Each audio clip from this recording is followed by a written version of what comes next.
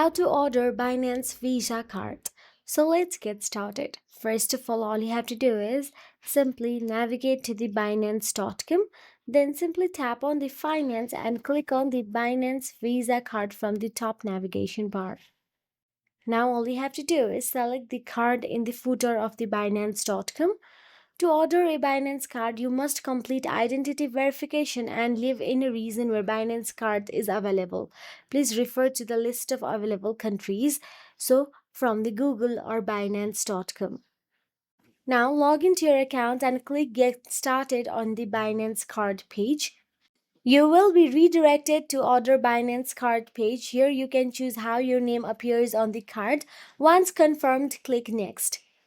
Next, create a PIN for your physical card. A PIN is required for ATM withdrawals and large transactions at physical stores. After that, confirm the delivery address for a card and they have pre-filled the address with the one you registered at binance.com. Please check carefully and add any missing information if needed. And that will be. If you found this video helpful, please like, share and subscribe our channel, and thank you so much for watching.